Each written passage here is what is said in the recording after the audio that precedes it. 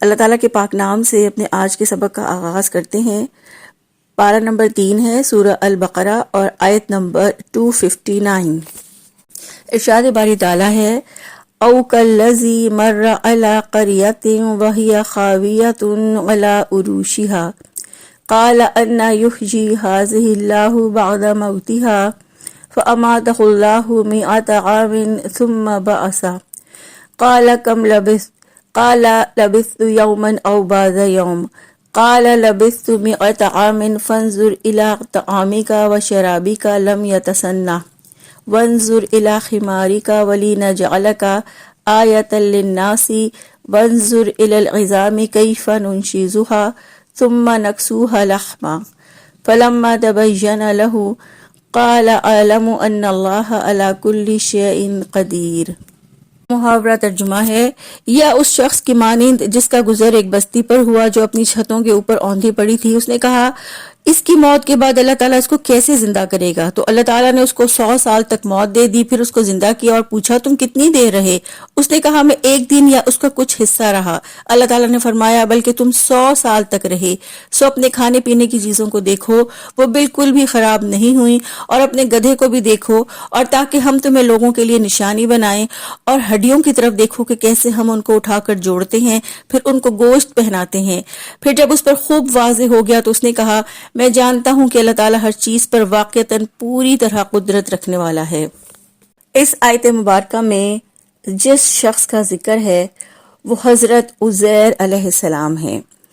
حضرت عزیر علیہ السلام کا گزر یروشلم شہر پر ہوا تھا جو تباہ و برباد ہو چکا تھا، اور عراق کے بادشاہ بخت نصر نے یروشلم پر حملہ کیا اور اس کو تخت و تاراج کر دیا۔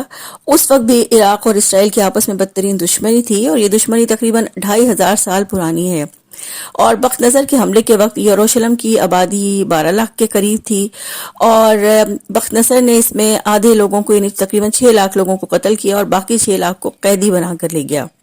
بخت نصر نے اس شہر کو بری طرح سے اجاڑا، تباہ و برباد کر دیا، اور ہیکل سلیمانی کو بھی مکمل طور پر شہید کر دیا۔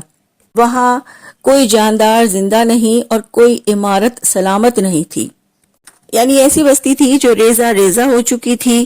موت، بوسیدگی اور ٹوٹ پھوٹ کا نقشہ پر اثر انداز میں نہایت رقت کے ساتھ پیش کیا گیا ہے، اور یوں لگتا ہے جیسے سب آنکھوں کے سامنے ہے، اور انسان کے ذہن میں یہ سوال ابھرتا ہے کہ اللہ تعالیٰ اسے دوبارہ کیسے زندگی بخشے گا، اور اس تباہی کے بعد دوبارہ کیسے یہ بستی تعمیر ہوگی۔ فرمایا قال انا یحیی ہذہ اللہ بعد موتها، اس نے کہا اس کی موت کے بعد اللہ تعالیٰ اس کو کیسے زندہ کرے گا۔ اس شخص کے دل میں یہ خیال آیا کہ اللہ تعالیٰ اس بستی کو کیسے زندہ کرے گا، یعنی اس نے ویران شہر کو دیکھ کر سوچا کہ یہ شہر کتنا پر رونق تھا، اور اب اس کی رونق خاک میں مل گئی، اب اجڑنے کے بعد یہ کیسے آباد ہوگا۔ نہ یہاں کوئی انسان زندہ بچا، اور مکان بھی کھنڈرات بن چکے ہیں۔ اسے یہ چیز ناممکن محسوس ہوئی کیونکہ اس نے اللہ تعالیٰ کی قدرت کا صحیح اندازہ نہیں کیا تھا۔ فرمایا فَأَمَاتَهُ اللَّهُ مِئَةَ عَامٍ ثُمَّ بَعَثَهُ، تو اللہ تعالیٰ نے اس کو 100 سال تک موت دے دی اور پھر اس کو زندہ کیا۔ قالا، پھر اسے پوچھا کم لبثت، تم کتنی دیر رہے؟ قالا، اس نے جواب دیا لبثت یوما او بعض یوم، کہ میں ایک دن یا دن کا کچھ حصہ رہا۔ تو اللہ تعالیٰ نے اس شخص یعنی حضرت عزیر علیہ السلام کو 100 سال تک موت دے دی، 100 سال تک سلا دیا، اور پھر جب اس کو زندہ کیا تو اسے پوچھا تم کتنی دیر تک رہے، یعنی کتنا عرصہ اس حال میں رہے؟ تو انہوں نے جواب دیا ایک دن یا دن کا کچھ حصہ، کیونکہ وہ دن نکلتے ہی فوت ہو گئے تھے اور غروب آفتاب کے وقت زندہ ہوئے، اس لیے وہ یہ سمجھے کہ ایک دن گزرا ہے اور ابھی سورج غروب نہیں ہوا، یعنی اس لیے ابھی دن کا کچھ حصہ باقی ہے۔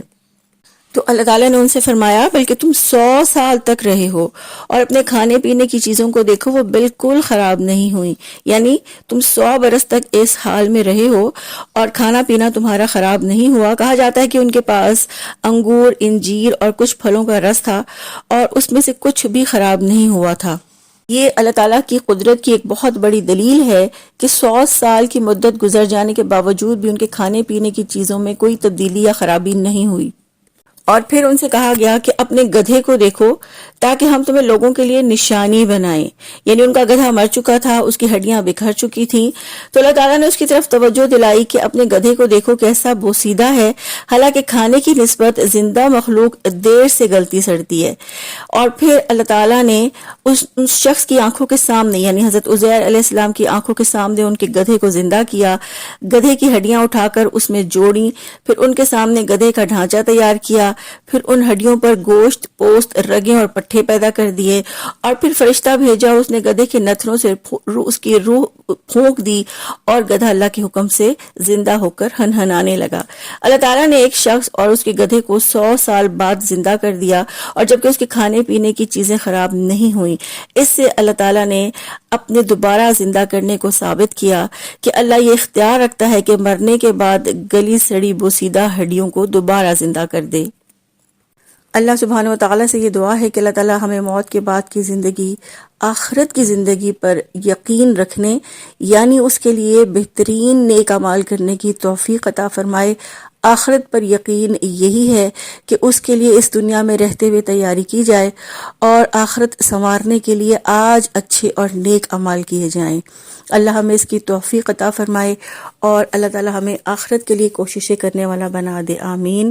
سبحانک اللہم و بحمدک، نشہد ان لا الہ الا انت، نستغفرک و نتوب الیک۔ السلام علیکم ورحمۃ اللہ وبرکاتہ۔